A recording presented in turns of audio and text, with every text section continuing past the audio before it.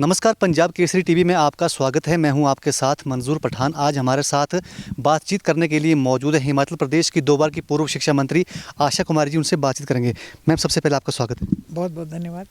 अखिल भारतीय राष्ट्रीय कांग्रेस कमेटी की दिल्ली में बैठक हुई है, उसमें हिमाचल प्रदेश सरकार और आप खुद वहाँ मौजूद थे। क्या क्या फैसले वहाँ पर लिए गए हैं और हिमाचल प्रदेश में जो कार्यकाल रहा है 1 साल का, उसे कैसे आंका गया है? 27 दिसंबर को हमारे जो राष्ट्रीय अध्यक्ष हैं मल्लिकार्जुन खड़गे जी, उन्होंने एक बैठक बुलाई थी दिल्ली में। राहुल गांधी जी भी मौजूद थे, वेणुगोपाल जी जो महासचिव हैं वो भी मौजूद थे, और हिमाचल प्रदेश का पूरा मंत्रिमंडल समेत जो पीसीसी प्रेसिडेंट और जो सीनियर लीडर्स हैं स्टेट के, उनको वहाँ बुलाया गया था। और निश्चित तौर पे चुनाव 2024 के अब किसी वक्त भी अनाउंस हो सकते हैं, तो उस पर चर्चा करने के लिए राहुल गांधी जी ने और खड़गे जी ने सभी प्रदेशों के साथ बैठकें की। और हमारी को जैसा उस दिन बताया, शायद हिमाचल प्रदेश आखिरी राज्य था, बाकी सब राज्यों की हो चुकी थी। और चर्चा हुई कि हमारे क्या मुद्दे रहेंगे।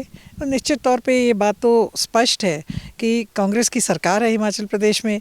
जहाँ सरकार होती है वहाँ सरकार की परफॉर्मेंस पे चुनाव लड़ा जाता है।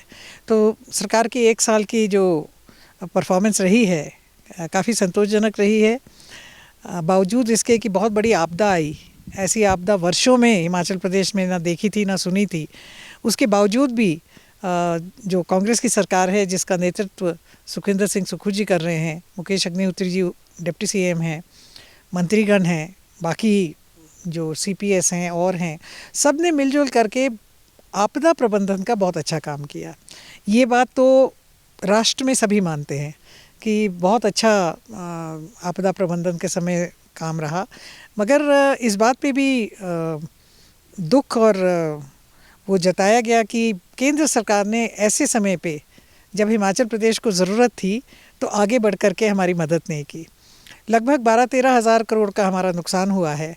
अगर हम जो स्ट्रिक्ट नॉर्म्स जिसको कहते हैं, आपदा के जो नॉर्म्स होते हैं, उसके मुताबिक भी देखें तो लगभग 7,000 से 8,000 करोड़ रुपए जो है वो हमारी राशि बनती है, जो कि केंद्र सरकार को हमें एज अ स्पेशल पैकेज देना चाहिए।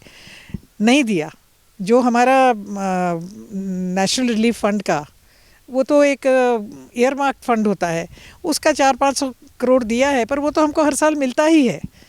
वो चाहे रेन डैमेजेस के लिए मिलता हो, चाहे और मिलता हो, मगर जो आपदा के लिए मिलना चाहिए था वो नहीं मिला। उसके बावजूद भी सुखविंदर सिंह सुक्खू जी की सरकार ने लोगों को रिलीफ दिया, घर बनाने के लिए पैसों का प्रावधान किया। 4,500 करोड़ का एक रिलीफ पैकेज प्रदेश सरकार की तरफ से दिया गया। और जहाँ तक गारंटीज़ की बात है हमारी, उसमें मुख्य हमारी गारंटी थी कि कर्मचारियों को ओपीएस देना, और ओपीएस लागू हो गया है, मिलना शुरू हो गया है। मैं रोज़ देखती हूँ सोशल मीडिया पे पोस्ट आती है कि फ़लाने को मिला, फ़लाने को मिला, और फ़लाने का केस जो है वो प्रोसेस में है। तो ये एक बहुत बड़ी कामयाबी है। इसी तरह से 680 करोड़ स्टार्टअप के लिए हमने गारंटी दी थी कि युवाओं को हम एक स्टार्टअप मनी देंगे जिससे युवा अपना काम कर सकें। पहले फ़ेज़ में ई टैक्सीज़ और ई बसेस खरीदने के लिए 50% सब्सिडी, यानी 20 लाख की अगर कोई गाड़ी खरीदेगा तो उसका 10 लाख रुपए जो है वो हिमाचल सरकार देगी। ये छोटे मदद नहीं है। बस आपको पता है कि काफ़ी महंगी आती है। अगर 60 लाख या 80 लाख की बस है तो उसका 40 लाख रुपए जो है वो हिमाचल सरकार देगी। तो निश्चित तौर पे युवाओं के लिए ये एक बहुत अच्छी अपॉर्चुनिटी है। और इसमें साथ में सरकार ने ये भी कहा है कि शुरुआती तौर पे जो 500 के करीब गाड़ियों की खरीद होगी, उनको हम सरकारी विभागों में भी लगाने का प्रयास करेंगे। ये बहुत अच्छी एक पहल होगी, क्योंकि सरकारी विभाग में अगर ये गाड़ियाँ लगती हैं, ई गाड़ियाँ लगती हैं, एक तो सरकार का भी खर्चा बचेगा, दूसरा जो गाड़ी खरीद रहा है उसको अश्योर्ड काम मिल जाएगा। इसी तरह से महिलाओं को 1500 रुपये देने की बात है, तो उस पर भी चर्चा हुई, और राहुल जी ने और खड़गे जी ने इस बात को कहा है कि इसको यथासंभव जो है जल्द से जल्द लागू पूरे प्रदेश में किया जाए, शुरुआत तो इसकी कर देनी चाहिए। तो मुझे लगता है उस पर भी कदम उठाए जाएंगे। 5 साल है सुक्खू जी के पास और उनकी सरकार के पास, 1 ही साल हुआ है, बाकी भी गारंटियों पे चर्चा होगी।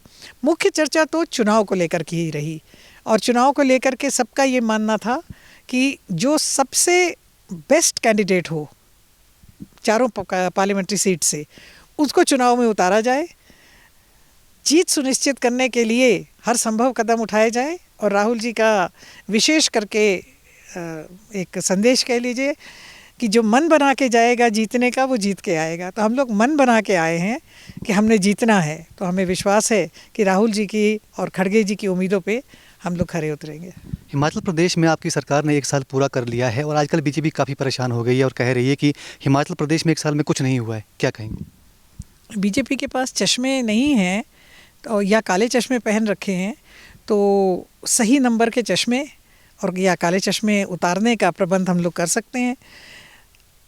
कैसे उनको नज़र नहीं आ रहा है कि कुछ नहीं हुआ? अगर आप देखें तो आपदा के बावजूद इस सरकार ने बहुत सारे ऐसे काम किए, जैसे टूरिज़्म को बढ़ावा देने के लिए हमारा जो ये धर्मशाला है इसको चुना गया, तो यहाँ पे ग्लाइडिंग, पैराग्लाइडिंग, ये वो सब कुछ जो है चालू किया गया।